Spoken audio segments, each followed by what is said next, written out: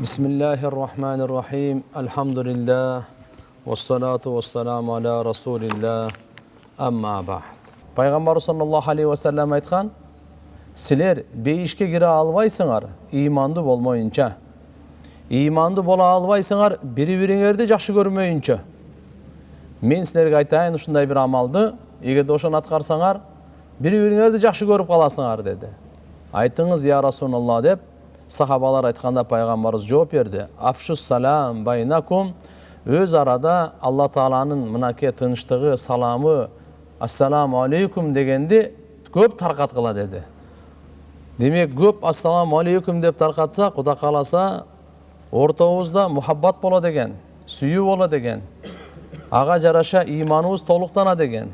Иманга жараша бейиштен орун ала деген. Дагы ынтымакты орнотуунун дагы бир себеби кичпейилдик. Текеберликке эч качан башыбыз биригиши мүмкүн эмес.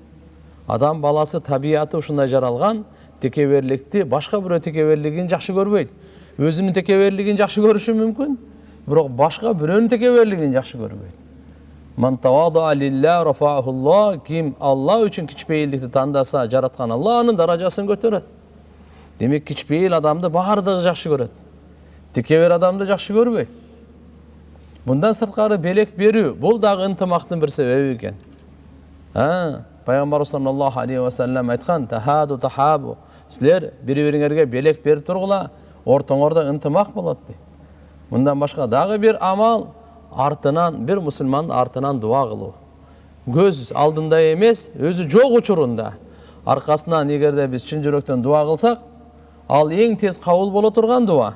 Жана сизге дагы периште, сизге дагы эмне тилесеңиз, ошончо Алла Таалам сизге берсин деп дуа кылат экен. Андан кийин бири-бирибизди кечирүү. Бул дагы ортобузда мухаббат, ортобузга ынтымак алып келе турган нерсе экен. Кечиримдүүлүк. Кемчилдик кетет, ката кетет, адам баласы деген кемчилдик катанын жыйнагы. Ошону бир кечирип кое турган болсо, мынакей мусулмандын айыбын жашырса, Алла Тааланын айыбын жашырат деп Куран хадисте пайгамбар саллаллаху алейхи ва саллям айткан. Демек биздин иманыбыз канчалык бекен болсо, амалыбыз канчалык дурус болсо, ошого жараша жараткан Алла Таала ортобуздагы ынтымакты, ортобуздагы мухаббатты көбөйтө берет экен. Биринчи Алланын өзү, Алла Тааланы жакшы көрүү маселе. Ала ла имана лиман ла мухаббата ла. Кабардар, ким Алланы жакшы көрбөсө, анын эч кандай иманы жок дейт. Алланы жакшы көрбөсө, анын иманы жок дейт. Хадисте келет, Алла субханаху ва таала бендесин жакшы көрсө, Жабраил периштени чакырат экен дагы: Жабраил, мен паланчаны жакшы көрөм, сен дагы жакшы көр" дейт экен. Жабраил периштени жакшы көрүп, бардык асмандагы периштелер топтоп айтат экен: "Алла жакшы көрөт ушу бендени. Силер дагы жакшы көргүлө" дейт экен. Бар жакшы. Кийин Алла Тааланын жакшы көрүүсү жер бетине түшөт экен, тиги кабыл болуп. Жакшы адамдар жакшы көрүп калат экен. Демек, амали салих менен иман менен ортобузда ынтымак. Башка нерсени айткан жок. Байлык, бийлик менен ортодо ынтымак болот, сүйүү болот. Мындай жер жок турган. Биз иман менен жакшы амалдар менен гана ортобузда мухаббат, ынтымакты күчөтө алабыз. Алла Таала баарыбыздын ортобузга ынтымак берсин.